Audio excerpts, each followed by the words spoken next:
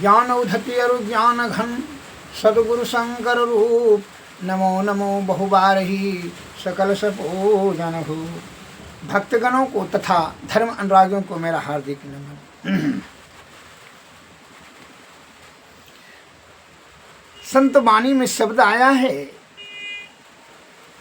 मोक्षस्य no ही वासो अस्ति अन्नो ग्रामं अंतरेमैव वा अज्ञान हृदय ग्रंथि नाशो मोक्ष इति अस्मृता। अर्थात मोक्ष कोई ऐसी वस्तु नहीं है कि जो किसी एक स्थान में रखी हो, अथवा यह भी नहीं है कि उसकी प्राप्ति के लिए किसी दूसरे गांव या प्रदेश को जाना पड़े। वास्तव में हृदय की अज्ञान ग्रंथि का नाश हो जाने को ही मोक्ष कहते हैं। सारे मोक्ष धर्म के मूलभूत अध्यात्म ज्ञान की परंपरा हमारे यहाँ उपनिषदों से लगाकर ज्ञानेश्वर तुकाराम, रामदास, कबीरदास जी, सूरदास, तुलसीदास इत्यादि आधुनिक साधु पुरुषों तक अव्याहत चली आ रही हैं। मूल आरंभ के एक द्रव्य को सत्य और असत्य, आकाश और जल, प्रकाश के या अंधकार, अमृत या मृत्यु इत्यादि कोई भी परस्पर सापेक्ष नाम देना उचित नहीं है। जो कुछ कहा, कुछ का था, वह इन सब पदार्थों के विलक्षण था और यह अकेला ही एक चारों ओर अपनी अपरंपार शक्ति से स्फूर्तिमान था। इसकी जोड़ी में या उसे आच्छादित करने वाला अन्य कुछ भी नहीं था। देहाती भाषा में मैं आपको बताना चाहता हूँ, लघु कथा के माध्यम से। एक महात्मा जी के पास में एक सज्जन गए, पत्रकार महोदय।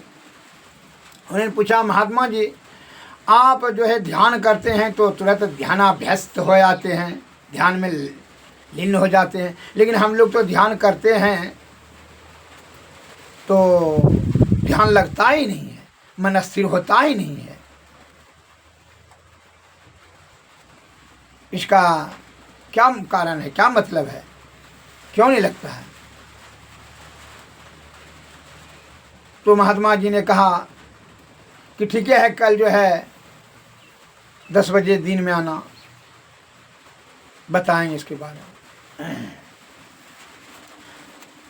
अब दूसरे दिन जब 10 बजे दिन में आए सज्जन, वो खोजते खोजते गए तो महात्मा जी अपने आश्रम में नहीं थे। तो वहाँ आश्रम में पूछा, उनके शिष्य ने कहा वो खेत पर महात्मा जी हैं। गुरुजी तो खेत में हैं, देखिए।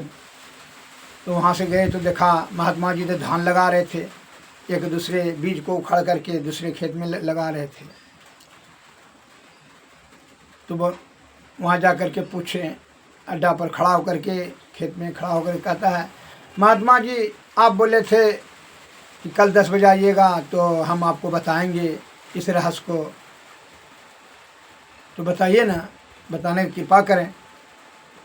महात्मा जी कुछ नहीं बोले, केवल जो है अपने दूसरे खेत से धान उखाड़ करके, धान का बीज उखाड़ करके दूसरे खेत में लगा रहे थे। 3 बार बोले, महात्मा जी बताने का कृपा करें, आप कल कहे थे, वचन दिए थे। कुछ नहीं बोले। 3 बार पूछा तो फिर चौथा बार कहते हैं, आप महात्मा जी जो समय व्यर्थ बकारे बोला लिए हैं, व्यर्थ में झूठे बोलते हैं। तो महात्मा जी कहते हैं, अरे तुमको बता ही तो रहे हैं, तुम समझ ही नहीं पा रहे हो। फिर कहाँ बता रहे हैं, हम तो पूछ रहे हैं, 3 4 5 बार हो गया पूछते, कहाँ पूछ रहे हैं? क्योंकि बताने करके बता रहे हैं, तुम नहीं समझ रहे हो, क्योंकि नहीं समझे। इसलिए कहता है कि संतों के बात को जो बुझे से तीनों लोक सूझे, संतन की मति अति गोई से जाने नहीं कोई। संतों की शब्द की गंभीरता को समझ कर करके अमल करने से सफलता सिद्धि मिलती है। सभी शब्दों में उनकी सारगर्भिक ज्ञान छिपी हुई है। उस ज्ञान की गंभीरता को समझने के लिए ज्ञान की आवश्यकता है। उसके लिए निष्कपट और निरंतर ध्यान करें और निष्कपट निश्चल होकर के गुरु का सेवा करें। तब महात्मा जी कहते हैं, अरे विषय में जो आसक्त है तुम्हारा मन, वहां से उखाड़ कर करके ईश्वर में लगाओ। जो विषय में आसक्ति रखे हुए हो, रूप रस गंध शब्द स्पर्श में, सबके चक्कर में, इंद्रिय सुख में, उसकी तृष्णा को तृप्ति करने के चक्कर में जो फंसे हुए हो, कभी वो तृप्त होता है? वो ज्यों का त्यों तुम्हारा शरीर वृद्ध होकर के मर जाएगा, लेकिन वो ज्यों का त्यों रहेगा। तृष्णा और सदैव जो है कोलाहल आपको तृष्णा कराते रहेगा और दुख में धकेलते रहेगा। उसमें कोई फल फूल कुछ नहीं होगा। जिस प्रकार यह धान को जो है अगर इस जगह से उखाड़ कर नहीं जाए तो उसमें फल तल कुछ नहीं होगा। इसलिए यह धान को उखाड़ कर करके ये खेत में, बड़ा खेत में लगाओ, जो कि पानी और खाद का जहाँ व्यवस्था प्रचुर मात्रा में है। उसी प्रकार मन को विषयों से हटा करके ईश्वर में केंद्रित करो, सूरत को, मन को केंद्रित करो। सुषुम्ना नाड़ी में जहाँ की 10वें द्वारे होकर करके परब्रह्म की प्राप्ति करेंगे। जिस प्रकार इस धान का बीज को उखाड़ करके खेत में लगाते हैं तब फल की प्राप्ति होती है, उसी प्रकार मनुष्य को, विषय भोगी को, यह विषय का त्याग करके ही इंद्रियातीत होकर अंतर्मुखी अंत साधना से ही ब्रह्म की प्राप्ति करना चाहिए। इसके लिए आप मन को अस्थिर करके, हटा करके, विषय से हटा करके, विषय की आसक्ति से हटा करके कहाँ लगाना चाहिए? या अज्ञान चक्र पर स्थिर करो सूरत को, और तब जो है वो सुषुम्ना नाड़ी होकर के इंगला पिंगला में नहीं जाने देना, बायां दायां, माया मोह के चक्कर फंसेगा। सुषुम्ना में पिछले 10वें द्वार वही है, बड़ा सकरा रास्ता है।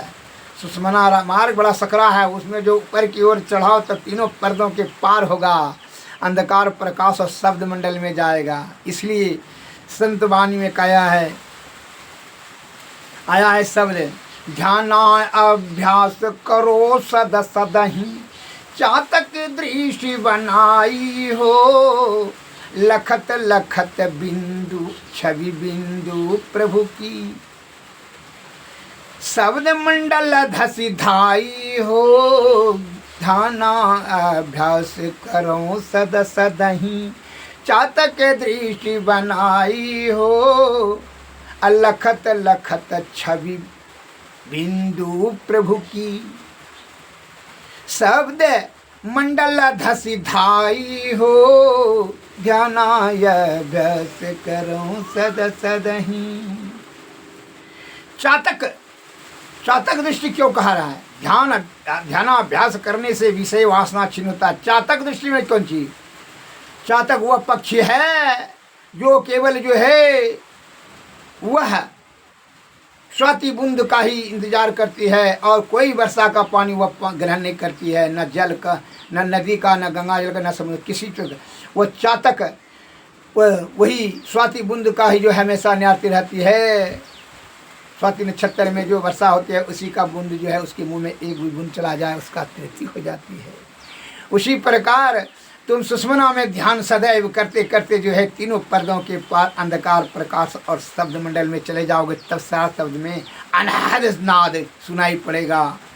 और अनहद नाद जब सुनाई, जब दाहिने कान से सुनाई शुरू हो जाएगा और जब वह ओम ओम की ध्वनि होगी, जब वहाँ ध्वनि सुनाई पड़ेगा तो वह जागृत, जब प्रारंभ हो जाएगा वह ध्वनि तो न जागृत, सुप्तावस्था, निंद्रावस्था, स्वप्नावस्था, कोई अवस्था में जो है वह शब्द छिन्न नहीं होगा। तब वही शब्द जो है सार शब्द में हो जाएगा, परिणत हो जाएगा और सार शब्द से ही तब निशब्द में, निशब्द से ही तब परब्रह्म की प्राप्ति, ये सूरत ब्रह्म को प्राप्त करने आवागमन से मुक्त हो जाएगा।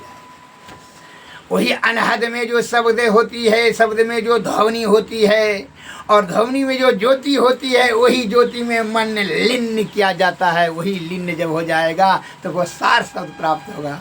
तो सार शब्द सुन करके जब तो है निशब्द में जाओगे तब पर ब्रह्म की प्राप्ति। इस संत महात्मा लोग आदि काल से कहते हैं, लेकिन अल्पज्ञानी लोग आडंबर और पाखंड कर करके क्या होता है, देवी देवता अत्र तत्र तीर्थ प्रयाग करके अपना समय और बल बुद्धि सबको खर्च कर देता है, आयु को भी नष्ट करता है। यह भले है, ऐसा नहीं कहा है। संत महात्मा कहते हैं कि धर्म प्राप्ति हो सकता है तीर्थ प्रयाग, ये पूजा पाठ तपस्या देवी देवता करके, लेकिन मोक्ष की प्राप्ति नहीं हो सकती है। मोक्ष प्राप्ति करने के लिए निरानुसंधान सुरत शब्द योग, मानस जाप, मानस ध्यान, दृष्टि साधन, सुरत शब्द योग। यह सुरत शब्द योग सरल और सहज मार्ग है, इसको अपनाया जाए जो कि यह ब्रह्म की प्राप्ति हो जाएगा, फिर आवागमन से मुक्त हो जाएगा। अन्यथा इधर उधर भटकने की कोई जरूरत नहीं है। एक मैं लघु कथा और बताना चाहता हूँ कि एक हमारे संत महात्मा महापुरुष ज्ञानी ध्यान यही सब जो है आपको ज्ञान देते हुए आ रहे हैं सत्संग प्रवचन ज्ञान से, कि यह जीव आत्मा का कल्याण करने के लिए तू ब्रह्म की प्राप्ति कर, मोक्ष की प्राप्ति कर, विषय वासना का त्याग करके, लेकिन तुम जो है विषया आसक्त होकर करके इंद्रिय सुख में लगे जाना चाहते हो, जिसके कारण से जीव आत्मा की 84 लाख जोनि में भटक करके दुर्गति भोगता है।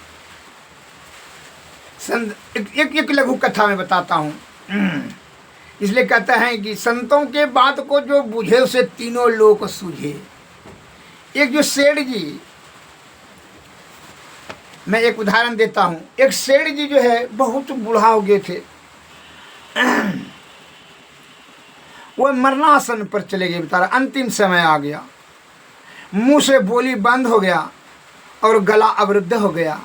अब बेटा को समझावे, इकलौते बेटा तो बेटा को समझावे तो कैसे समझावे। वो इशारा दिया, कागज पेन को ला करके दिया, पिताजी लीजिए कागज पेन। कागज पर लिखा, बेटा मेरा अंतिम समय है, तुमको अंतिम उपदेश दे रहा हूँ, अपने घर से दुकान तक ठंडे ठंडे जाना और ठंडे ठंडे आना, स्वादिष्ट भोजन करना और लहना लगाना तो तगादा नहीं करना, और स्त्री को सदैव बांध करके रखना, और पचमा, ये तीन चार हुआ, पचमा और जो है द्वार पर हाथी जोड़ना, सदैव जो है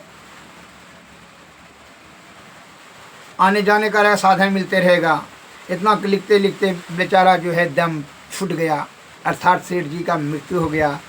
अब इसका बेटा जो है क्या कहा, क्या मन में सोचा कि जो पिताजी भाई लिखे हैं तो भाई उनको तो काम करना ही चाहिए, बड़ा मुश्किल है, नहीं करेंगे तो फिर हमारे पिताजी बड़ा ज्ञानी आदमी थे।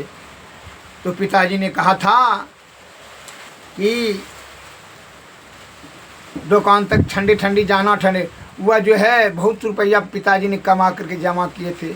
वह दुकान 4 किलोमीटर था, ज़मीन खरीद करके यहाँ वहाँ जो है ढलैया कर दिया 4 किलोमीटर, उसमें करोड़ों रुपया उसका खर्च हो गया।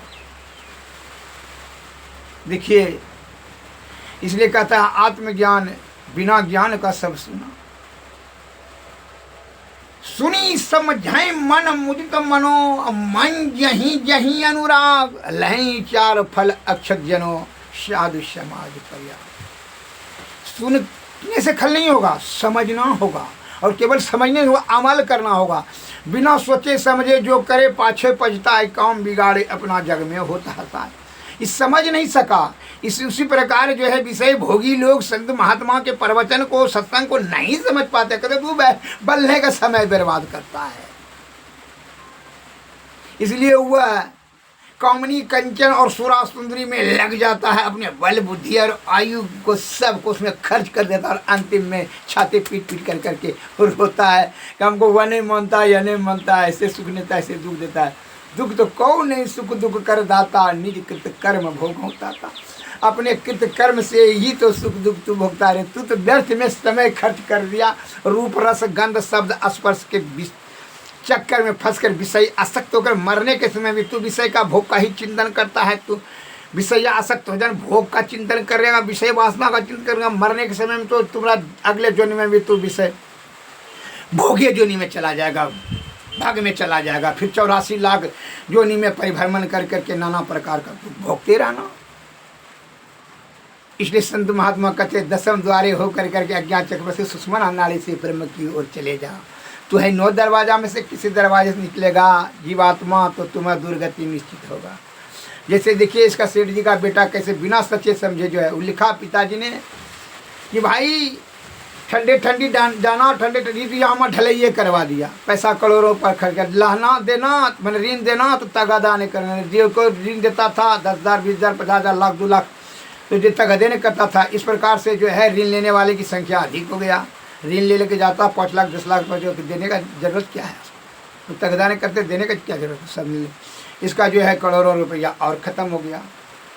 अब जो है जो इसके क्या करता है, स्त्री को स्वादिष्ट भोजन करता है रोज़ जो है स्वादिष्ट जो है, आज चाइना का, कल जापान का, अमेरिका का, कल लंदन का, कल इंडिया का, कल लंका का, कल नेपाल का भोजन जो है ना सामग्री बनवाता था, जिसमें जो है ना रोज़े कम से कम 50,000 खर्चा होता था। उसके लिए पैसा बर्बाद झूठ होगा रोज़ होता था, पेट भी खराब हो गया, बीमार भी रहने लगा। अब चौथा का था कि स्त्री को भी तो ये स्त्री को खाना पीना खिला करके जो है वह बांध कर करके रखता था कि बांध देंगे, हाथ गोड़ बांध कर। स्त्री बड़ा क्रोधित हो गई, मन में जो है उसको बड़ा दुख हुआ, करें इसको अपना माता पिता खबर दिया, कब नहीं इसको नहीं, इसके पास नहीं रहेंगे जीवन। अब चली गई, जीवन भी इसका उदास निराश रहने लगा। अब जो है पचमा गलती क्या क्या कि भाई द्वारी पर हाथी जोड़ना, उसका मतलब हुआ कि बगीचा लगाना, कुआं खुदवाना, ठंडी में ना जो है चूल्हा जो है घूर लगाना, जो आगिन तापेगा 50 आदमी 10 आदमी 100 आदमी रहेगा, ठंडा पानी जाएगा, गर्मी में ना ठंडा बगीचा में रहेगा, पानी पिएगा, उस जगह रहेगा, आराम करेगा, 10 आदमी जुएगा जिसका पानी पिएगा, जिसको आपके द्वार पर रहेगा आपका वो निंदा नहीं करेगा, प्रशंसा करेगा, नाना प्रकार का संवाद आपको सुनाते रहेगा, समाचार मिलते रहेगा, ज्ञान बुद्धि आपका रोज बरोज नया नया सुनने से ज्ञान बढ़ते जाएगा। इस प्रकार से उसका कहने होता। उसके पिताजी ने कहा ये हाथी ला करके जो है ना 100 हाथी लाया, उसके लिए बगीचा खरीदा, करोड़ों रुपया उसमें ख़त्म हो गया, जबकि हाथ का कोई काम नहीं था। पाँचों का पाँचों ये नुकसान कर करके जो है इस प्रकार से जो है यह महाकंगाल बन गया, सब पैसे खर्च हो गया। अब तो घर भी बेचना पड़ा, घर बेच दिया। अब तो कहा कि बड़ा मुश्किल है। पिताजी अंतिम में 6ठा उपदेश दिए थे, लिखा था कि जब धन का जरूरत हो जाए तो अपना मंदिर के जो है त्रिशूल पर जो है माल खजाना रख दिए हैं, निकाल लेना। 12 बजे 4 बजे दिन 4 बजे शाम को जो है निकाल लेना त्रिशूल पर से धन। यह उपदेश जो है जाकर त्रिशूल पर खोजा तो देखा है कोई तो पैसा नहीं है। अपना मुंशी जी के पास गया, जो पुराना मुंशी था, बहुत बूढ़ा हो चुके थे, खोजते खोजते उनका पता लगाते लगाते चले गए। भाई कहा मुंशी जी प्रणाम प्रणाम, देखिए ना हमारे पिताजी तो मर गए, देखिए हम पिताजी के कथनानुसार से ही कार्य किए, सब जो है हमारा धन दौलत सब खत्म हो गया, हम तो भिखमंगा बन गए। अतः आपका स्मरण आया कि आप पिताजी के साथ बहुत दिन रहे, इसलिए आपसे कुछ ज्ञान प्राप्त करने के लिए आए हैं। देखिए न पिताजी के कथनानुसार चलने पर जो है हमारा क्या दुर्गति हो, सब पैसे क्या पिताजी पिताजी तुम्हारे बहुत बड़ा संत विचार के थे, बड़ा विद्वान आदमी थे, आत्मज्ञानी थे, तुम कैसे उनके पास क्या बोलते हैं। देखे क्या लिखा था, क्योंकि देखिए न लिखा था, तो देखिए हाँ क्या लिखा था उसमें, ठंडे ठंडी जाना क्या क्या था, क्योंकि ठंडे ठंडी जो है यहाँ 4 किलोमीटर दुकान था, तो वहाँ पर जो है ना गोदाम तक हम जो है ना ज़मीन खरीद कर ढलिया करने के लिए। अरे हुआ कहने का मतलब कहाँ था, सवेरे जाना फिर शाम को आना, ठंडे ठंडी जाने का यह अर्थ होता है। बीच बीच में दुकान बंद करेगा तो घाट घूरेगा। ओ को ये बात तब तू समझा नहीं, तो ढलिया करने नहीं, खर्च क्या ज़रूरत है इतना रुपया नष्ट करने। तो क्या दूसरा में लिखा था, दूसरा पॉइंट में इसलिए कहता है सोच समझ करके आत्मज्ञान से विचार कर करके कार्य करो, अन्य तो तुम्हारा जो है कितना दुर्गति होगा तो तुम समझ ही सकते हो, बहुत दुर्गति होगा। अब जो है दूसरा में लिखा था कि ऋण देना तो तगादा निकले, क्योंकि उसका मतलब यह होता है किसी को अगर 5,000 देना तो 20,000 का उसका सामान रख लो, तब उसको तगादा करने की जरूरत नहीं, वो खुद आ गया देने के लिए और तो सामान छुड़ा के ले जाएगा। वो ही बात, हम तो ऋण जिसको देते थे तो तू समझा ही नहीं। वो अच्छा, तो तीसरा स्वादिष्ट भोजन करना के लिए जब भूख लगे तब भोजन करना, इसका अर्थ यही होता है। तुम क्या करते? क्योंकि हम तो आज जो है ना रोज़ जो है ना आज चाइना का बना हुआ भोजन, जापान का, अमेरिका का, यही सब का रोज़ करते हैं। तब तो पेटो खराब हो, क्योंकि जी डॉक्टरों के चक्कर में फंसना बड़ा मुश्किल है। ये धन का दुरुपयोग तो कर दिया रे, भूख लगे तब भोजन करना, उसका असिया होता है कि बहुत अच्छा, तो हमसे गलती हुआ समझ। इसलिए समझ कर करके अमल करो, और समझते नहीं हो और अमल करते हो, और बात संत महात्माओं का काटने के फेर में जो है अपना नाना प्रकार का स्वार्थ सन्निहित शब्द का प्रयोग कर करके उसके शब्दों को जो है अवहेलना करते हो। चौथा में क्या लिखा था? चौथा में लिखा था स्त्री को बांध कर इसलिए उसको जेवर जो है ना दे करके उसको पूरा मात्रा में जो जेवरे में उलझा रहे, उसका मन अत्र तत्र में भटके, क्योंकि हम तो रस्सी से बांध के यही तो गलती किए थे, जिसके कारण से मन इधर उधर नहीं भटकेगा। जेवर जो है आए सोना चांदी पूरा मात्रा में उसको दे दीजिए जेवर सर्वांग शरीर में, जो कि जेवर में उलझे रहेगा ना, उसका ध्यान उधर उधर नहीं भटकेगा। ओ ये बात तब तो हमसे गलती हो गया, इसलिए स्त्रियों भी छोड़ कर भाग गई। तब और पचमा में कहा था कि जो है द्वार पर हाथी जोड़ना, तो हम हाथी 100 क्योंकि वह बात नहीं है। उसका अर्थ यह होता है बगीचा लगवाना, कुआं खदवाना, ठंडी महीना जो है आग जलवाना, धूप घुरा लगाना, जिसमें 10 आदमी आएगा जाएगा तो ज्ञान नया नया मिलते रहेगा और तुम्हारा फेवर में बात करेगा। 17 हो तुम्हारा जो है आज्ञा और तुम्हारा इज्जत करने वाला होगा, आज्ञा मानने वाला होगा, तुम्हारा खिलाफ नहीं कोई बोलेगा। 10 आदमी रहेगा तो तुमको जो है तुम्हारा प्रशंसा होते रहेगा, ख्याति फैलेगा और ज्ञान भी तुमको प्राप्त होगा। क्योंकि छठा में यह लिखा था कि जो है मंदिर के त्रिशूल पर हम खजाना रख दिए हैं, 4 बजे शाम को निकाल लेना, सावन महीना।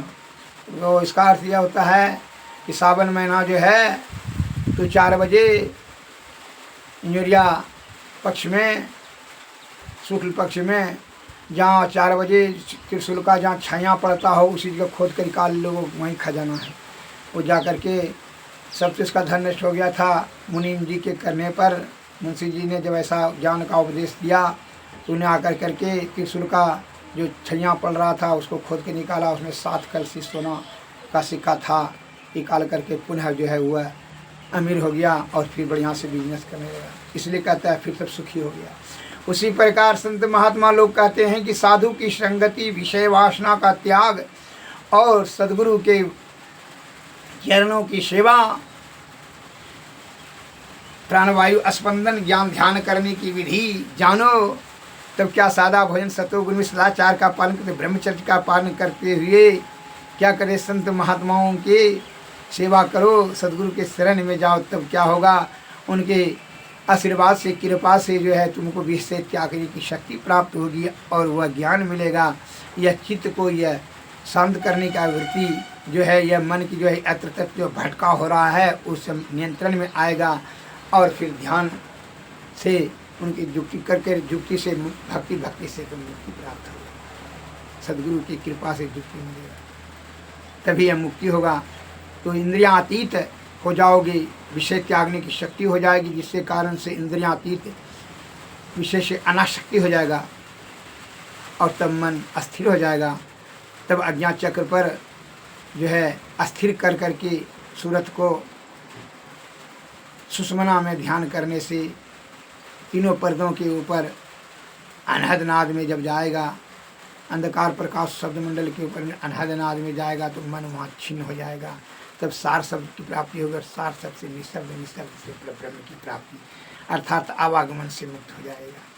नहीं तो रोग शोक संताप ताप पाप इस सभी से चक्कर में, जन्म मरण के चक्कर में नाना प्रकार का दुख भोगना पड़ता है यह जीवात्मा को। इसलिए सदगुरु महाराज कहते हैं कि उन्हीं के बिनु गुरु नर भव तरई न कोई, जो हरि बीरन की शंकर श्याम होई। ब्रह्मा विष्णु और महेश के समान आप हो जाएं, लेकिन फिर भी बिना सदगुरु की कृपा से विषय की त्याग और यह जीवात्मा की मुक्ति नहीं होगा। श्री सदगुरु, इसलिए सदगुरु ही यथार्थ ज्ञान देते हैं। उन्हीं के जो है शरण में, चरण में शरण लें, निष्कपट और निश्चल होकर करके श्रद्धा और पूर्ण विश्वास के साथ उनकी सेवा करते रहें, तभी उन्हीं की कृपा से आप जुक्ति जाने। इसलिए हमारे संत महात्मा लोग कहते हैं, विषय वासना छूटत न मन से, नाहक नर बैराग करे, जल बिच मीन बजो पंसी में, जीव के कारण प्राण हरे, सोरस नावस कियो न जोगी, नाहक इंद्रिय शाधि मरे, वन में रहत मृगान सेवा सरे, ना काहू के दोष हरे, सो जो सो मुरली धुनि सुनन कौरन, व्याधावान से प्राण हरे, नयन के कारण जरय पतिंगा, पारस पाई गजराज हरे, नाशा करन भर मर नाश हो, पांचों रस ले पांच मरे, किनो कोटि तीर्थ तप पूजा, मुनि हो के ध्यान धरे, लक्ष्मी पतिता लगी सब झूठे, जा लगी मन नाही हाथ करे, विषय वासना छूटत न मन से, नाहक नर वैराग करे।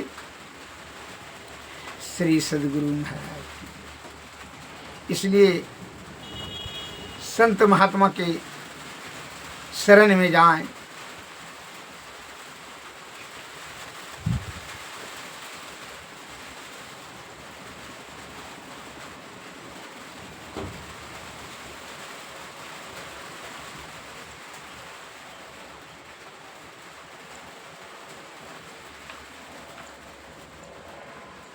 यह काम कब करना है?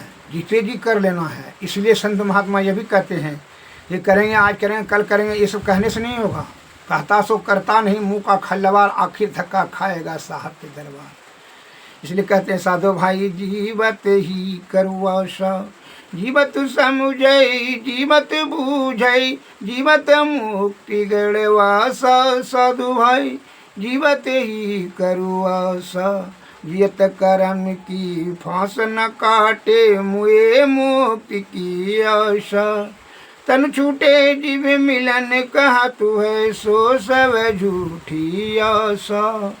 अब हूँ मिला तो सब हूँ मिलेगा, नहीं तो जमपुर वासा। साधु भाई जीवत ही करुआसा, दूर दूर ढूंढे मन लोभी, मिटे न गर्व तरासा। सात संत की करे न बंदगी, कटे कर्म की फासा। जीवत ही करुआसा, साधु भाई जीवत ही करुआसा। सत गहे सतगुरु को चिन्हे, सत नाम है विश्वासा। कहे कबीर साधन हितकारी, हम साधन के दासा। साधु भाई जीवत ही करुआसा। श्री सदगुरु महाराज की जय।